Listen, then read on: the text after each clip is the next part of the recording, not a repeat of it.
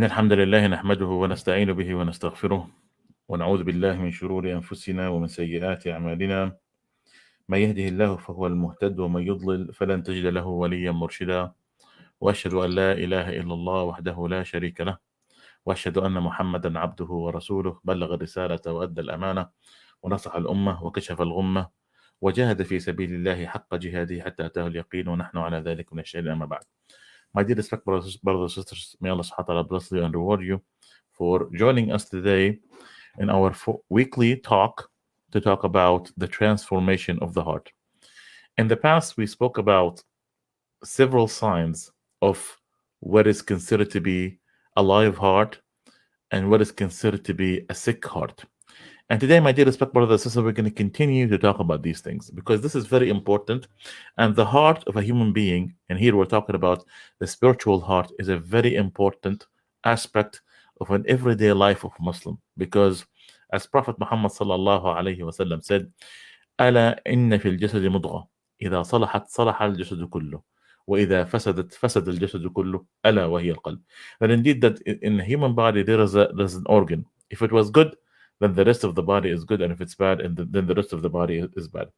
So one of the descriptions, and this is something that is very extremely important, one of the descriptions of an ill heart, a sick heart, it is the heart that is happy when it commits a sin. It is happy when it does something wrong. And this is something, my dear respect brothers, exclusively you will see this in the sick heart and ill heart. A live heart, they would denounce, they would dislike, they would feel something have went wrong every time they commit a sin. But when someone feel proud that I have committed a sin, they feel, and they share it with others, and they would call others to it, then this is definitely not only a sick heart, this is a very, very sick heart. Because like I said, a live heart that feels sad, it feels something wrong when it does. Imam Ibn Ata, one of the scholars of Islam, he said, "Min alamati mawt al-qalb." One of the description of a dead heart, he said, "Adam al-huzni ala ma fataka min al-muwafaqat." That you will not feel sad every time you miss something good, and a good opportunity, a good deed for you to do. وترك الندم على ما فعلته من وجود الزلات. That you don't feel sad every time you commit a sin. It's careless. What is another sin? You're thinking about what's another sin. So a sick heart is not only feel happy when it commits sins, it cares less if it missed an opportunity for itself to do a good deed. And this is something, my dear respect brothers, is extremely important. Imam Ibn al-Qayyim, and we always try to read some of the phrases of Imam Ibn al-Qayyim. He said that وهذه العلامات هي من علامات الخسف بالقلب. That when someone is proud of him committing a sin, when someone is he's boasting about him committing a sin, he said this is a description of someone heart Allah subhanahu wa ta'ala have changed so much that he's another being. He's another being, subhanallah. And we talked about this in the previous episode, in which that Allah subhanahu wa ta'ala could transform people hearts to another being. He could have a heart of a donkey, or a heart of a monkey, or a heart of a beast, or a heart of a snake, or a heart of a wolf. So when someone is being, he cared less about him committing a sin. He said this is a sign of Allah subhanahu wa ta'ala have changed the creation of your heart, and you are the lowest of the low. And not only that, my dear respected brothers and sisters, Allah subhanahu wa ta'ala had described the people who are committing so many sins as being a joke or a toy in the hands of Satan. Imagine this: you're being as a toy, or as something that the shaitan plays around with you. In which Allah subhanahu wa ta'ala said this in the Quran. قال أرأيتك هذا الذي كلمت علي لئن أخرتني إلى يوم القيامة لأحتنكن ذريته إلا قليلا. He said, the shaitan says that those that will follow me, I'm gonna drag them like animals. You know, to the point that he would not see what is right and what is wrong is wrong. And this is the sign that the shaitan is literally playing around with you. I mean, and people are so misguided that he does not see the truth when the truth is right in front of his face. Subhanallah. And this is indeed something amazing, my dear respected brothers, absolutely amazing. When we read some of the stories of the past of people who have, for instance, have done major problems and committed major sins. Imagine, my dear respected brothers, the individual who have killed Ali bin Abi Talib. Like, he is one of the greatest companions of Prophet Muhammad sallallahu alaihi wasallam. Ali bin Abi Talib. His name is what? Abdul Rahman ibn Muljam. This guy, he killed Ali bin Abi Talib. You know why he killed him? Because he loved a woman. And this woman have asked for what? She said, لا أتزوج بك إلا على 3,000 وقتل علي بن أبي طالب. Said, you know, if you want me to marry me, but you have to pay me 3,000 dirham, and I want the head of Ali bin Abi Talib.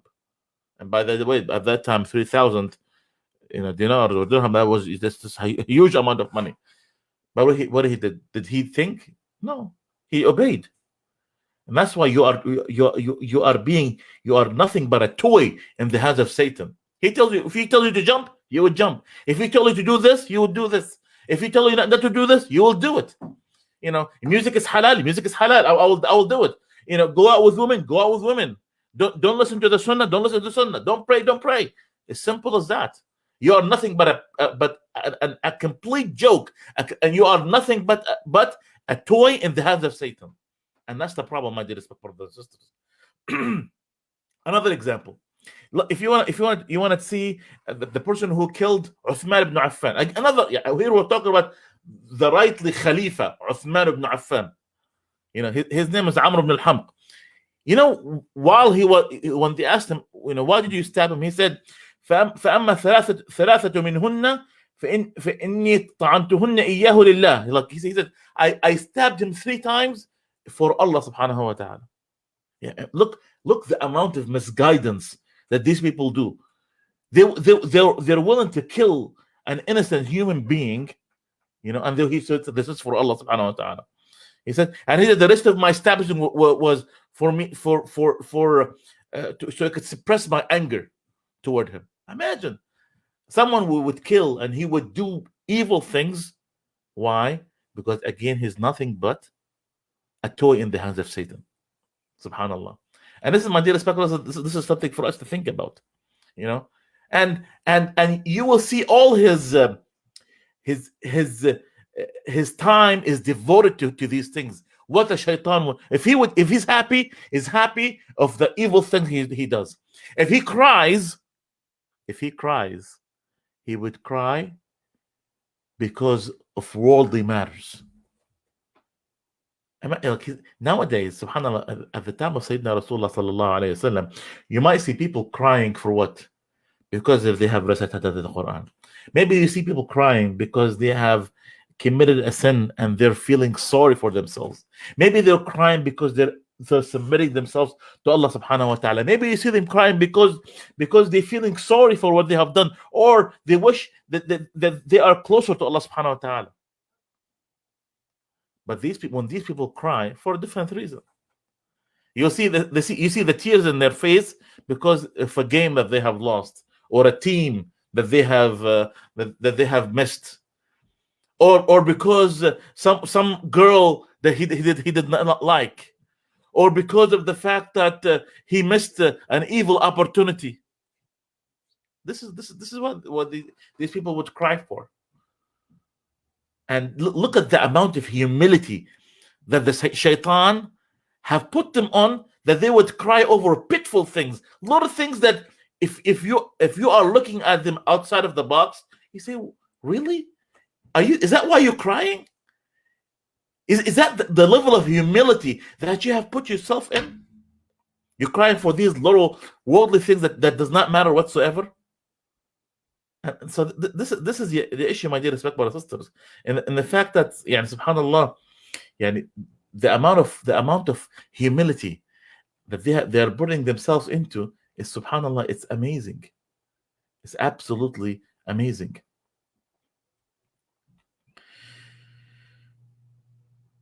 Again, Allah subhanahu wa ta'ala, when He described these people, my dear respect brothers and sisters, their hearts are so sick that even the best of ways to cure them, to cure their hearts, the best of medicine that would cure their heart, it would not affect them. Allah subhanahu wa ta'ala said this in the Quran. He said, أَفَمَنْ شَرَحَ اللَّهُ صَدْرَهُ لِلْإِسْلَامِ فَهُوَ عَلَى نُورٍ مِّن رَبِّهِ فَوَيْلٌ لِلْقَاسِيَةِ قُلُوبُهُم مِّن ذِكْرِ اللَّهِ. Have you seen a person who Allah subhanahu wa ta'ala have opened up his chest for Islam? And he's in a state of light and guidance. In the contrary, woe for those who are, their heart is so hard, even from the remembrance of Allah subhanahu wa ta'ala. Some people, my dear respect brothers and sisters, even the remembrance of Allah subhanahu wa ta'ala, the guidance of Allah ta'ala, it does not affect them.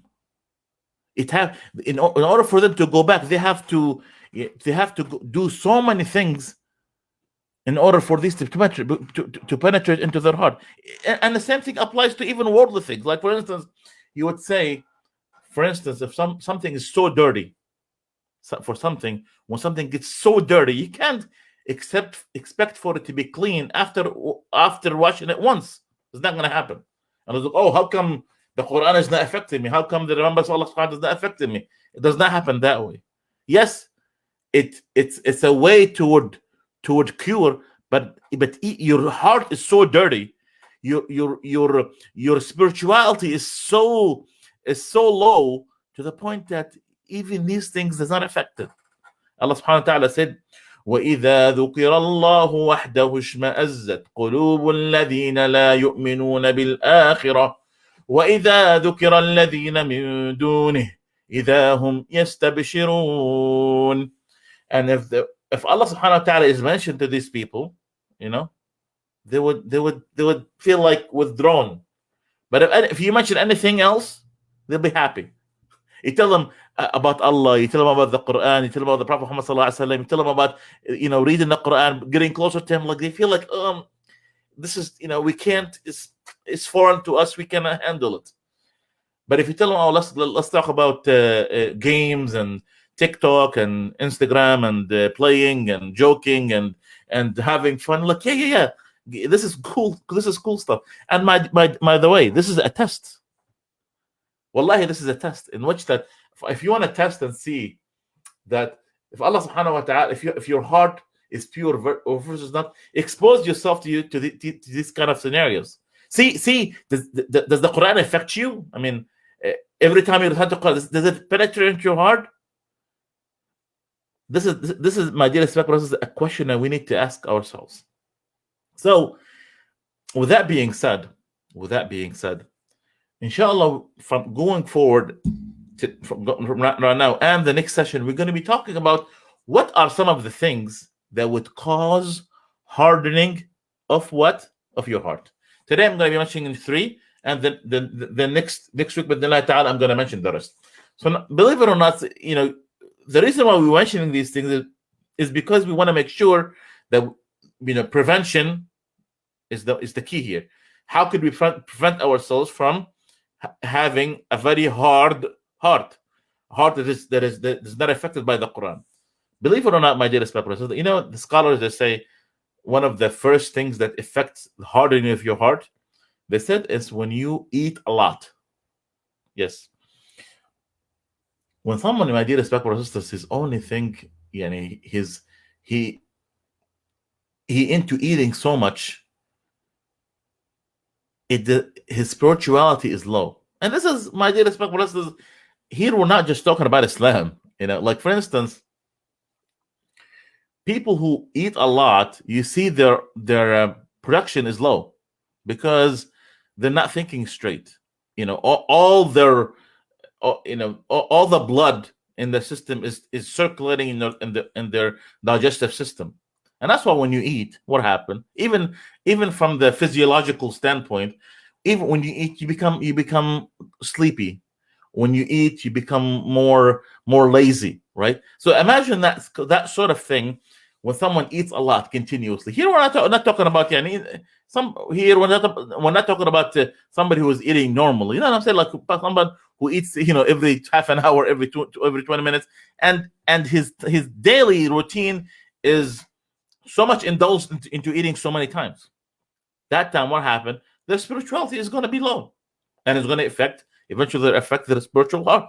Yani one time a man came to Prophet Muhammad sallallahu alaihi wasallam. He said, he said, he told him to take it easy into eating. He said, فإن أكثركم شبعا في الدنيا أطولكم جوعا يوم القيامة.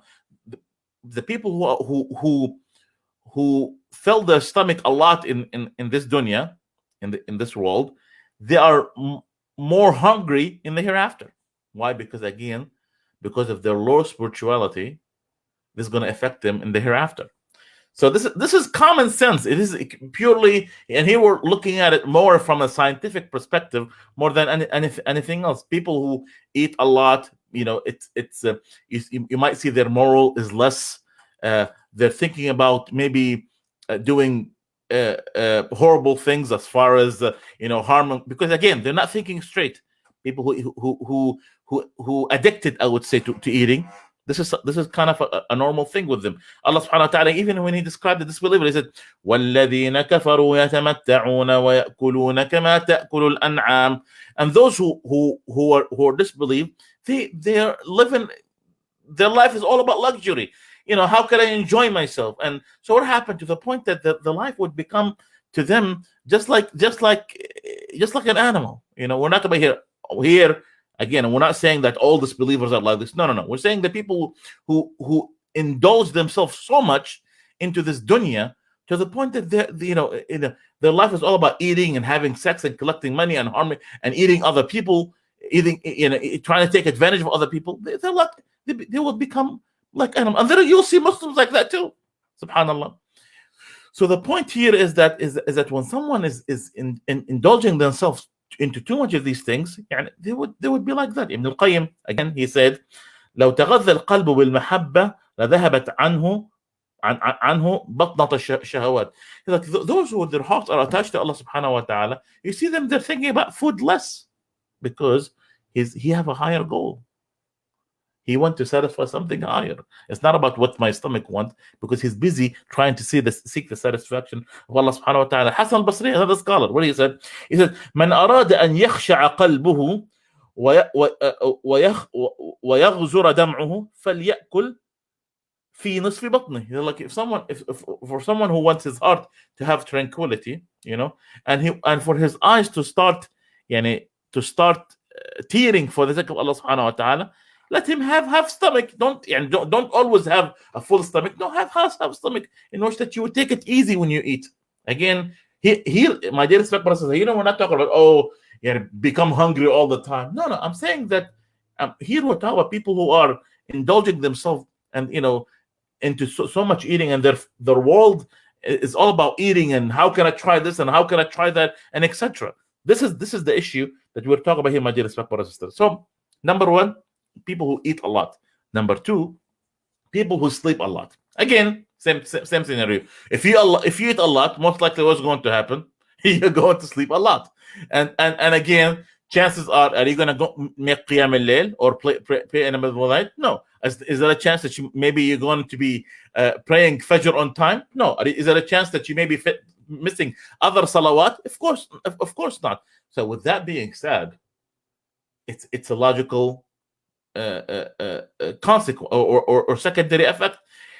People who sleep a lot have the same problem, in which that their heart is being affected. Prophet Muhammad sallallahu alaihi wasallam said, "ما رأيت مثل النار نام هاربها ولا مثل الجنة نام طالبها." He said, I have not seen people who have seen the hellfire and they're sleeping feeling safe from it, and I've not seen people who have seen the beauty of heaven and they're sleeping, not trying to work hard to gain it. Subhanallah. So if you If you know your destiny is going to the hellfire, are you going to sleep? If you know your destiny is, if you wanted to enter into the heaven, are you going to sleep?